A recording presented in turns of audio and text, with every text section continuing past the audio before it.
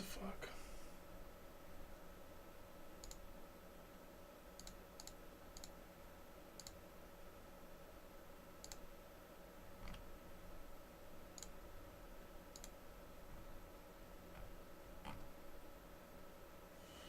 Where is it? Ah, thanks.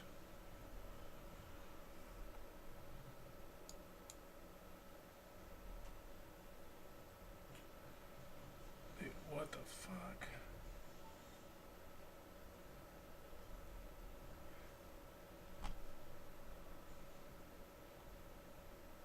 What about my fucking camera?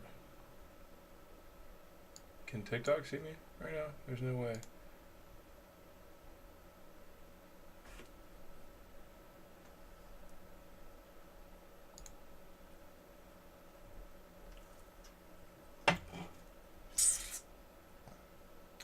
Mad Cave.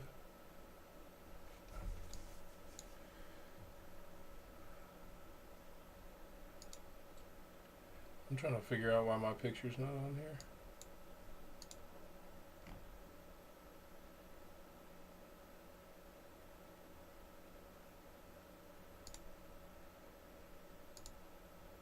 Yeah, great. The fuck?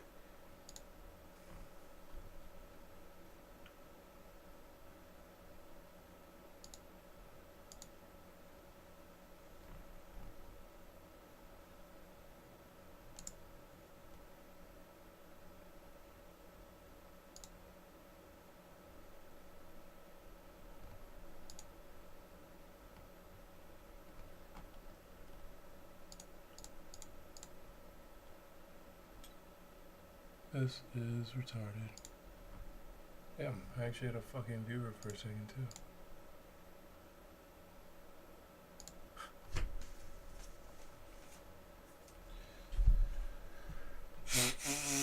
Okay, I'm wasting time trying to fucking figure out how to get my camera to work on TikTok. So we're just gonna go ahead and end that one.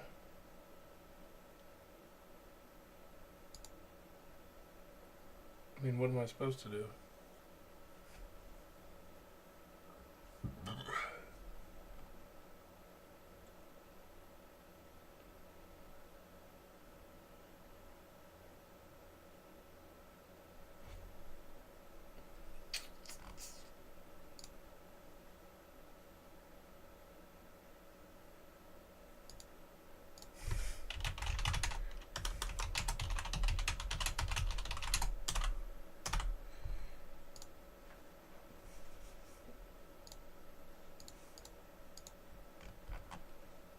Okay.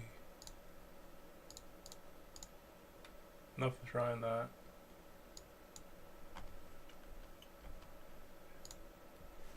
Anyways, time to get into it. A beautiful day. Saw a rainbow. On my way home from the gym, a really good rainbow too. Damn near a double rainbow. Check this out. Look how bright that shit was.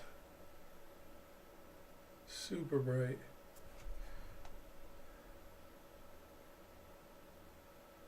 Okay, I didn't even let it focus.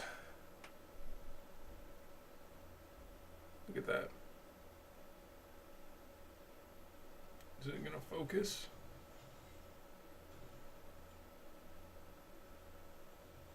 Alright, whatever. Maybe the full picture will pull up better.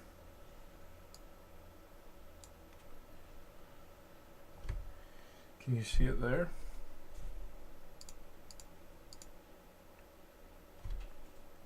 That's a bad idea.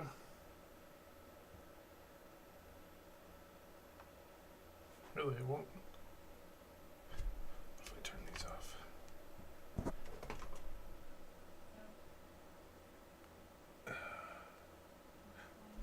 Nope.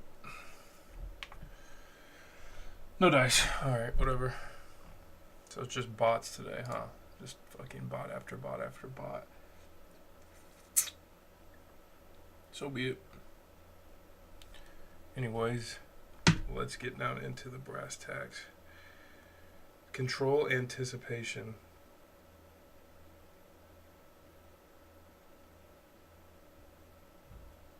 So, two different things. One of them I just wrote about today, the other one I was talking about over the weekend. And there are larger forces that are trying to control us. And I know a lot of people can probably feel it.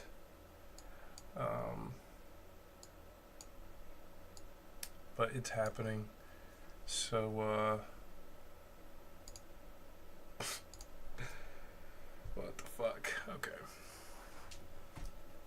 Just I'm waiting on some one day when I get some fucking shit to interact with. Basically, the name of the game right now is divide and conquer. They want you to feel like you're alone in this life. That works to their benefit. If you don't have people to directly connect with, directly to interact with, if you're just living in a random city that you have no stake in the game in, no children, no community, anything like that, that is to the benefit of all these enormous corporations, because these corporations want to be able to treat you however they want to be able to treat you. And it is easier to treat people shitty when they are not collaborating with anybody else. Because you can believe that. Like, imagine you lived in a super tight-knit community and a big company tries to come into town and hire a bunch of people that live there, right? And they treat everybody like shit, right? You can believe that if all those people know each other and all those people talk to each other, they're not going to fucking take it. But what happens is everybody lives drastically different lives. They don't exist. They don't really have relationships outside of work because they don't really know each other like that. And that allows companies to basically treat people however they want. That's pretty much what's happening in our country. It is divide and conquer. The best way to insulate yourself from these issues is to just actually have people that you know and you live with, and make your life about that. I'm not even in, like, I don't know, the fucking double rainbow distracted me. Let's talk about, I'm going to talk about what I wrote about today. And basically, this has to do a lot with mood and a lot with how you're going to feel about your life. And most of it is going to come down to, jeez, I can't stop burping. It's a bad idea to drink Coke before I hop on here, because then I'm always burping and shit. But this is going to come down to having something on the horizon to look forward to. And I think I've done a stream before about anticipation. But this one basically comes down to, alright, I have to stop saying basically, but more than anything, dude, when I've rewatched these streams, I say right too much. I say something, I'm like, right, and it annoys the fucking piss out of me. And if it annoys the piss out of me, I know somebody else is watching this and they're like, dude, can he stop fucking saying that shit? It's like, actually, it like hurts me whenever I hear myself say it. So if you catch me saying that today, correct me, and I'm going to be conscious of it. I'm going to try not to say it. But the point I was trying to make is that having something on the horizon is an extremely powerful thing that you can use to your advantage. The anticipation of things in our lives are usually greater than the things themselves. Especially when it comes to bad stuff, we often imagine that bad or unwanted events that are to come are going to be worse than they are. Example, dreading a week of work and how bad it can feel that you have to, go kind of do stuff that you don't really want to do every day for an entire week. But you often find that although it's rough in the moment, it's not as bad as it might feel sometimes, or a confrontational period, right? If you have to confront somebody about something, whether it's bad news or they're in the wrong or anything like that, stuff like that can feel a lot worse before you do it, as opposed to just ripping off the Band-Aid. It's kind of like the ripping off the Band-Aid analogy, right? You just have to rip it off, and you're usually you know, anticipating more pain than actually comes from it. But that same psychological effect can be used on you. We can use it on ourselves to get us through tough times by putting something good on the horizon. Because the same way that we often anticipate bad things to be worse than they actually end up being, we often can drum up a really large imagination of good things. And that doesn't mean they're not actually good when they're there, but it means before an event has happened, it can exist in 1,000 different possibilities in our mind, and it can make that moment seem really, really great. So it's something that we should all use to our advantage, because life is not always going to be sunshine and rainbows, right? Everything is not always going to be great. Even on the road, even walking a meaningful path, you're still going to have things you have to do that you don't necessarily want to do in that very moment, or at all, frankly. And one of the best ways to get through these things is going to be for us to put something that we can look forward to on the very near horizon. Whether that's at the end of the day or whether that's at the end of the week, it can be really powerful to get you through these bad times, because what so many people do is they don't give themselves anything to look forward to. They don't give themselves anything new to look forward to. So another week comes and it's the same dread that they were filled with last week, and then they have the same events on the horizon for this weekend, whether that's going home to smoke weed or that's going home to play video games or anything like that. On the short term, something like playing video games can be a really good motivator to get you through a work day, because you have something at the end of the day that you can enjoy. But long term, if that's all you ever have to look forward to, for most people, that's not going to be enough. Because what video games do is they don't actually drive any real world sensations outside of the video games themselves. They're fun when you're playing them, but when you're done playing them, they're often not leaving you with some sort of lasting satisfaction of life. So the difference between something like playing video games and the difference between that and spending time with your family or spending time with your friends or actually going out into the world to partake in an activity with people whose company you enjoy. The difference between something like that and playing video games is that spending time with people that you like can actually give you energy. And so I think what I realized when I was writing is that if we want to be able to get through the hard times, it's really important that we have events on the horizon that will give us back energy. Something like alcohol, something like video games, something like scrolling your phone or watching TV aren't going to give you energy. They're going to steal energy from you, which is going to make facing that hard thing the next day or the next week even more difficult. But a nice long weekend where you spend a bunch of time with your family and you go out to the world and you go to dinner or you go bowling or you go do some sort of activity that you guys are all partaking in together, something like that's going to give you energy. You're going to come around to the next week and you're going to feel refreshed from the weekend. You're going to feel like you spent good use of your time. And feeling like you're using your time wisely is something that I think plays a huge part in how we feel about going through difficult times or doing things that we don't want to do. Because when we're faced or when we're forced to do things that we don't really want to do, and all we've done is spend our time doing things that are kind of stealing our energy or things that are fun in the moment but might feel like a waste of time on the other side of them, we feel like we've wasted our time. And now we're having to go spend our time in a way that we're not necessarily freely choosing to do, and it can make it a lot harder for our brains to deal with that fact. It can make it a lot harder for us to deal with the fact that we have to spend our time doing something we don't want to do. So, if you want to make doing things that you don't really like doing easy, it's important that when you spend your time how you get to choose, you do energizing tasks. You do things that don't feel like a waste of time on the backside of them. You need to spend a time in a way that's not necessarily productive, but in a way that's refreshing. In a way that on the other side of the activity, you don't feel like, oh, I should have done something else with my weekend, right? There's a fucking right. I know for a fact I've done it. I know my friends have done it, and I know a lot of us have done that, where we have a long week of work, and the only thing that we want to maybe do is we just want to take a load off all weekend. We want to sit in the house, we want to scroll on our phone, or we want to watch TV, or we want to play video games, and we're so stressed out or we're so worn out from the week of work that we just want to basically turn our brains off and detach.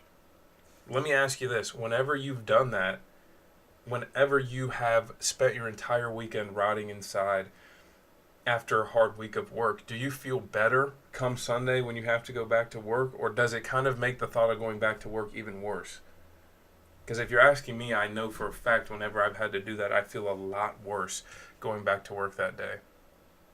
Now, when I have spent a weekend with my family, or I've spent a weekend with my friends, and I've gone out into the world and I've done things, and I haven't been on my phone a lot, and I haven't spent my time sitting in front of a TV, of course I still don't want to go back to work that week, but all I'm really sad about is that that time is over, because that was a really fun moment. But that thing gives me energy, and it can propel me into next week. Not to mention, when you know that a task like that is coming up, it can help get you through the week, because you know something that is truly fun and truly energizing is waiting for you at the end of all this hard work, right? And it can sometimes even propel us to make the week better, so that we truly feel like we deserve that fun that we're having at the end of the weekend. So many of us, so much of the world right now is video games and drinking, right? I know a lot of people that either sit inside all weekend and they are in the digital realm, or they're out getting drunk. That seems like the two options for especially a lot of the young people, a lot of Gen Z, right? It is get through the week to go out and get drunk, or it's get through the week to stay inside and do exactly what they want to do and kind of just turn the brain off and let everything run loose. And I feel like that's contributing a lot to a lot of people's dissatisfaction with their lives, because both of those things steal energy from us a certain amount. I like going out and drinking. Drinking's fun, but it's not something that makes you feel better the next day, right? The same way that if you sit inside for an entire day and play video games the entire day, it's going to be enjoyable in a way that you don't have to apply your brain to anything, and you get to choose to spend your time exactly how you want to choose to spend your time. But is that going to leave you feeling better when you wake up that next day and that whole day is gone? For most people, it's not. I mean, maybe you're different, but I know from my own experience that I don't usually feel good about myself after that. Even if I've looked forward to it all week, I do not usually feel good about myself when I sit inside all day and spend my time exactly how I choose. But for instance, I just spent a good weekend with family, and it's propelled me into this week to do good, and I have a fun thing planned with people at the end of the week that I'm really looking forward to. And it's motivated me a lot to make this week worth it, so that I'm deserving and that I can freely enjoy that time with no regrets from the past week, right? Not feeling like, oh man, I should have, given a little more to the week before I did that, or oh man, I should have, applied myself in some other way. So these are ways that our brain works that can be really really beneficial if you choose to operate with them. So most people know that, right? Most people know giving yourself something to look forward to can be really beneficial. But what those things are matters, right? So it's like, if you want to be able to get through the long weeks that you have ahead of you with energy, put something fun at the end of your week, something that you genuinely enjoy, that is going to give you energy, that is going to make it feel like you didn't waste your time off, that you didn't waste the free time that belonged to you. Okay? Playing video games, binge watching TV, scrolling on your phone, most likely are not going to give you energy at the end of the day. They're actually going to steal your energy from you, and they're going to leave you feeling worse off. However, spending time with people you love, going out into the world and actually doing things, even if that's like taking a hike or something like that, it is going to feel like a more fulfilling use of your time. Is it going to be as engaging in the process? Maybe, maybe not. Is that going to be something that when that event is over, you're going to feel like you wasted your day? I can almost guarantee you that you are going to feel differently at the end of a weekend if you spend your time doing stuff out in the world with people you like, as opposed to if you spend your whole time in your house doing exactly what you want at every given moment. It's weird. It's contrary to how we think, right? We so often think that if we spend all of our time exactly how we want to spend our time, it should make us feel better.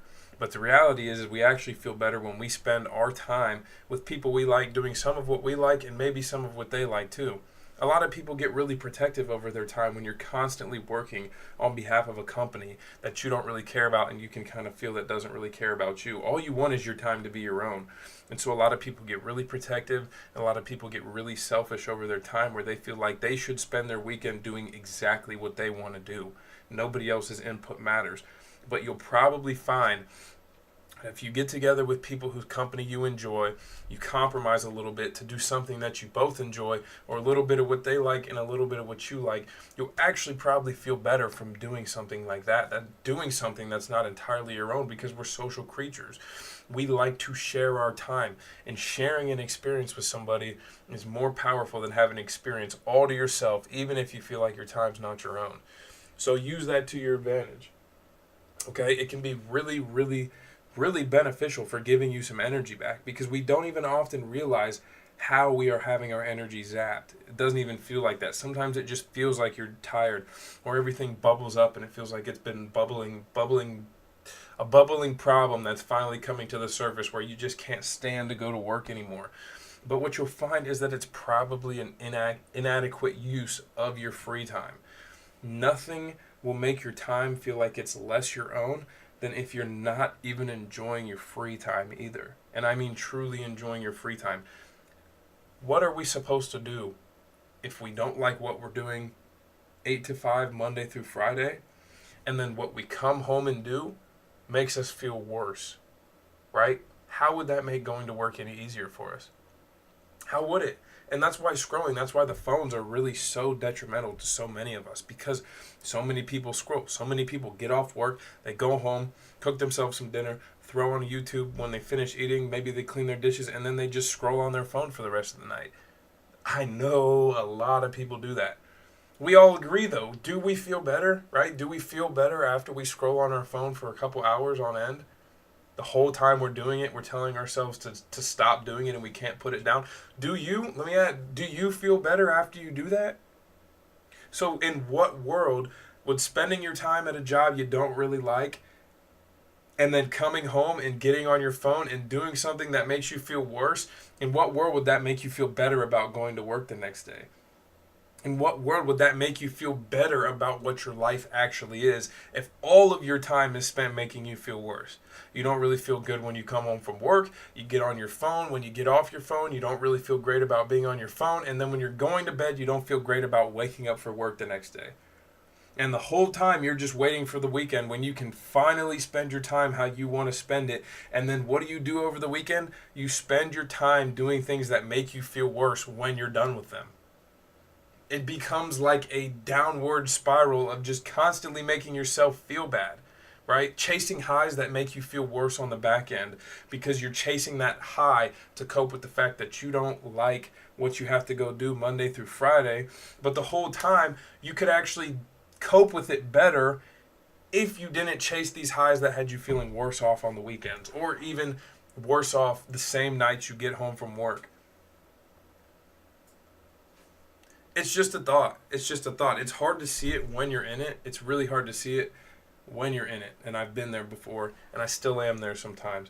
You don't really understand that that's why you're feeling so crappy. All these thoughts, all these emotions bubble up in your brain, and they just kind of make you feel super anxious, and they make you feel like, oh my gosh, I can't really deal with this, that I have to do this for the rest of my life.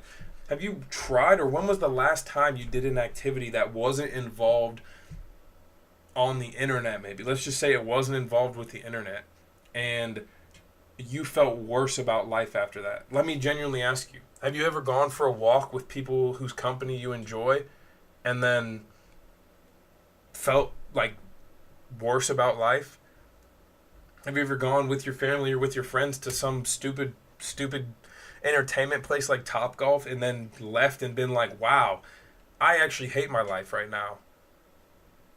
I mean, maybe, right? There's exceptions to everything, but what you'll find, that even stupid little activities like that, because I think Topgolf's pretty fucking stupid, but even dumb little activities like that often make us feel better. They change our outlook on life, because those are the moments that we really crave, right? And I'm an advocate for making work, right? Making the things that we do more like that. If you work with people you like, and if you work on things that you like, even the application of your effort within those things is going to feel better. It's going to feel more worthwhile. I think that's the recipe for whatever work, whatever job it is you're doing, to feel like it's giving you some sort of purpose and not stealing your life from you. But so much of what we do is about energy transfer. And right now, so many of us are just giving our energy freely to these companies that are making us feel worse off just because they kind of numb the reality that you're dealing with right now. But the only way to improve your reality is to face it head on and make the most out of it, essentially, right? I've said it before, you're dealing with what you're dealing with. All of your life right now is a result of the whole past.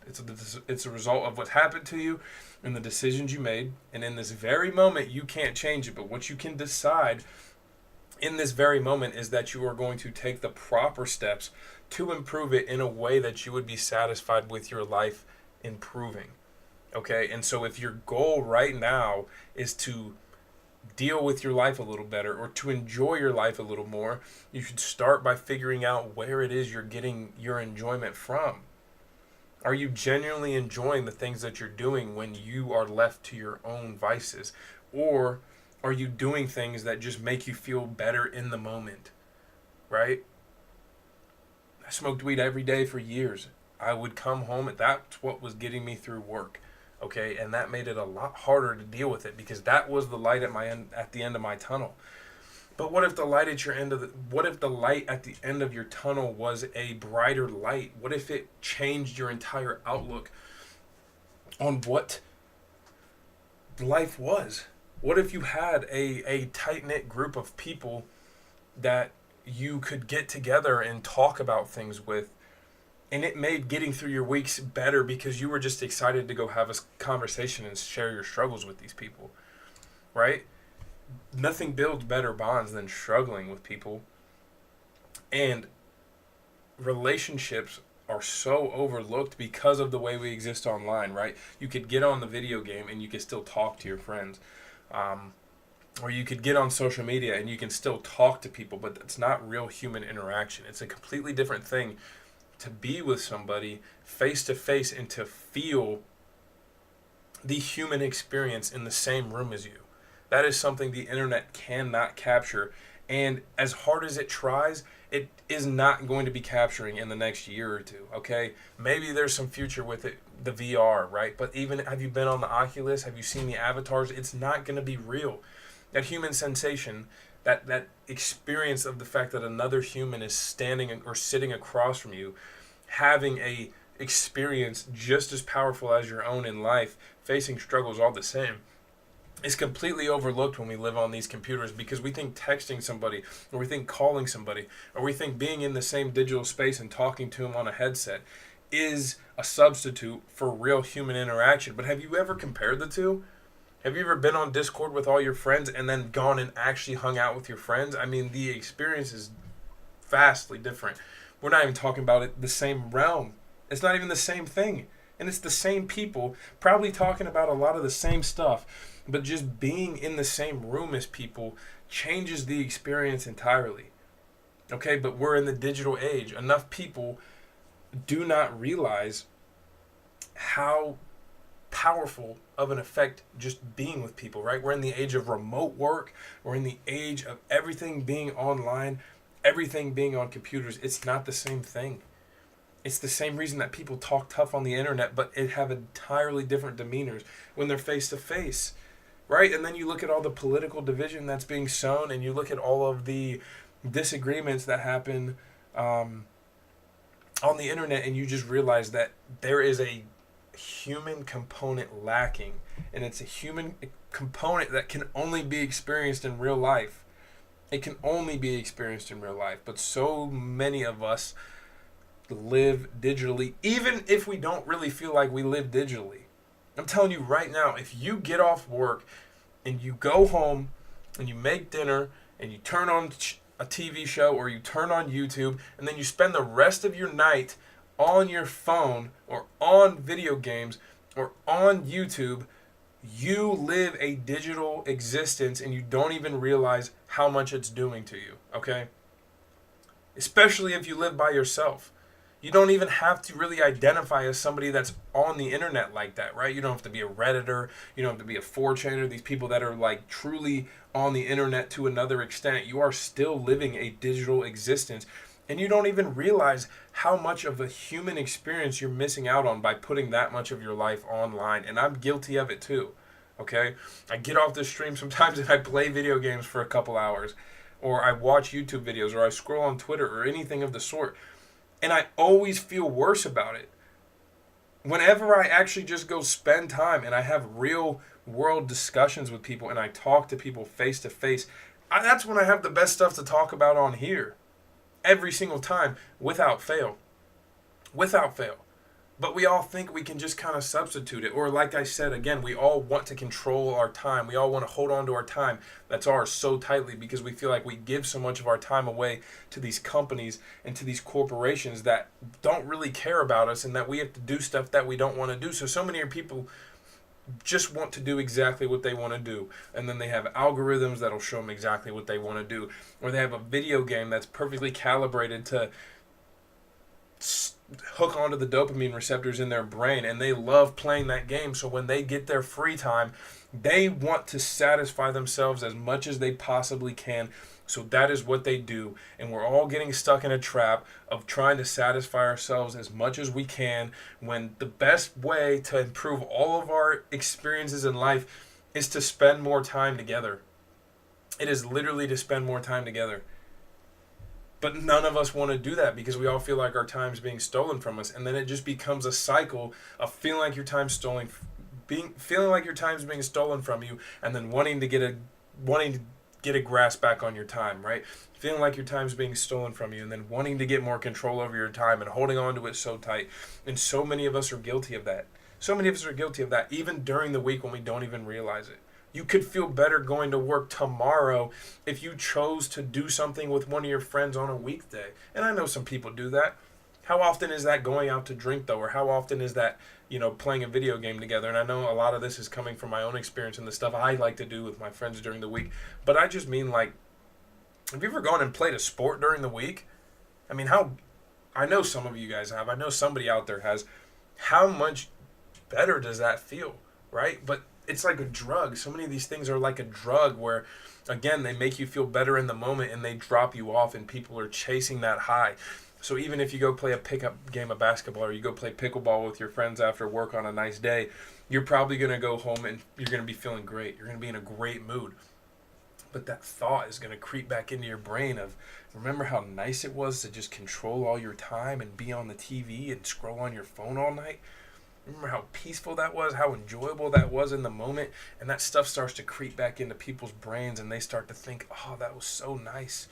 That was so nice. And then so quickly, they start to slide down back into that pit of spending all their time doing that, right? And it sounds corny, right? Like, it sounds corny to say go on a walk with your friends after work or go play a pickup game of basketball or go play pickleball or anything like that. But it's not about the activity. It's about shared human experience. It is about shared human interaction. How many times have you had a better experience doing something that's not even that fun just because you were with people whose company you enjoyed? How many of those are your fondest memories? How many of your fondest memories are coming home and sitting in your house all day and playing video games or watching TV for the entirety of the day? How many of those days can you accurately recall exactly what that day felt like? What are your realist memories? What are your most accurate memories where you can almost feel the air, or one scent could bring back the entirety of the entire memory, right? Those are always times when you were out in the world, most likely with people, maybe by yourself sometimes, because spending time by yourself is all right too. But so many of those memories in our brains are from being with people and sharing experiences with people, right?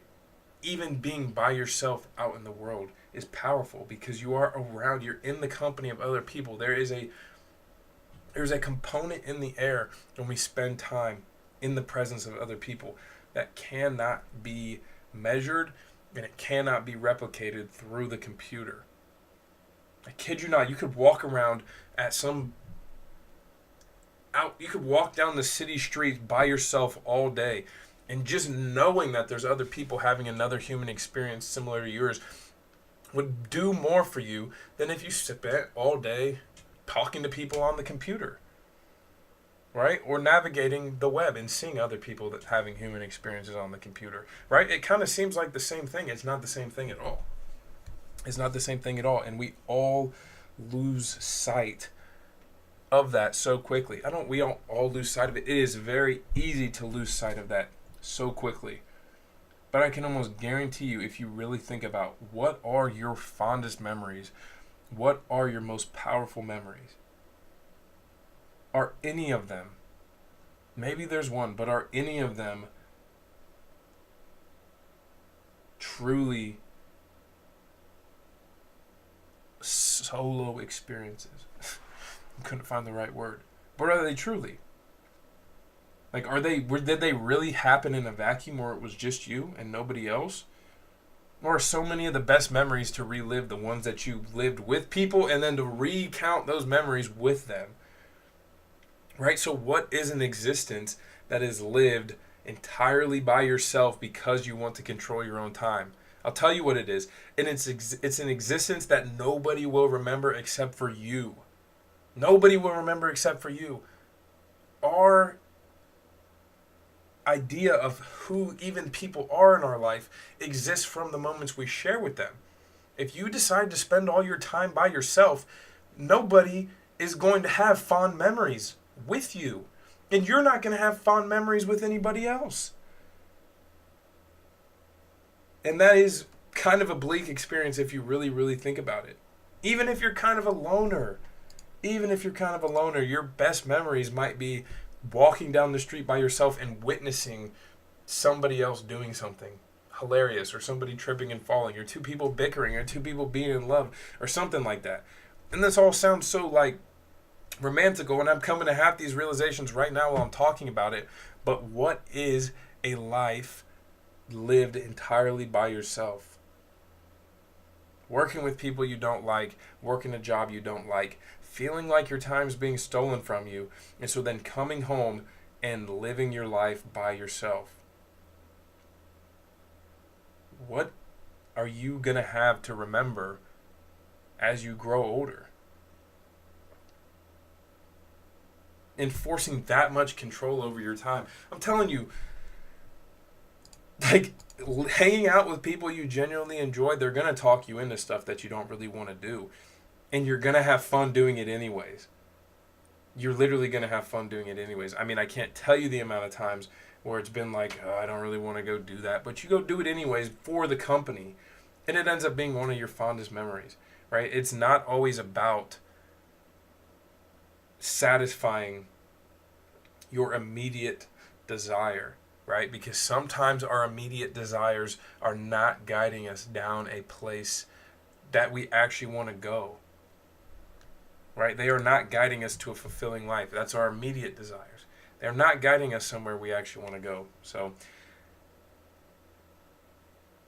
I don't know. I mean, I feel like I could keep talking about that, but I think I kind of encapsulated it all. Yeah. Are either of these viewers in here real? You guys got anything to say on that? I feel like that was I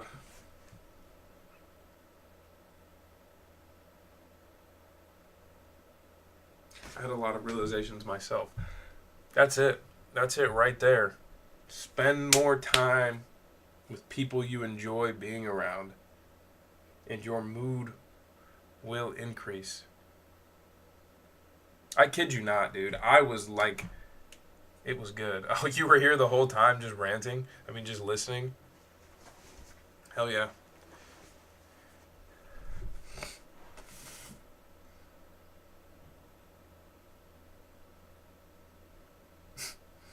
Yeah.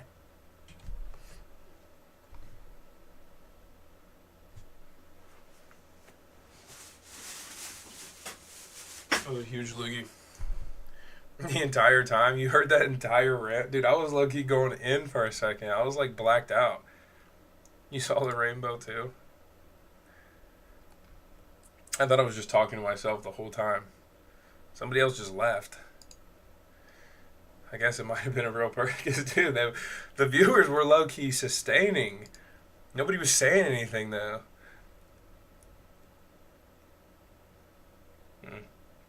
Well, I don't know. I feel like I just exhausted all my brain power going on that rant, but I unlocked some new insights for myself. Quite literally, dude, I had 2 so bad weeks in a row. I didn't know if I could ever get myself to really have a good stream or pick up a book again. I just spent a weekend with my family, just like not on my phone and just in conversation. And the feeling I had Sunday night of how hard I was going to go this week with a fun event on the horizon again makes me feel like, why have I ever done anything differently? It's like, the problem is I'm walking a pretty isolated path, but that doesn't mean... So it means that some people might not really understand my struggle, but it doesn't mean you're alone in life. So regardless of what you're doing, find people to just spend time with. Anybody else new here? Because I'm about to get off of here, but you just missed a fucking banger of a rant. Or I just got more bots hopping in here.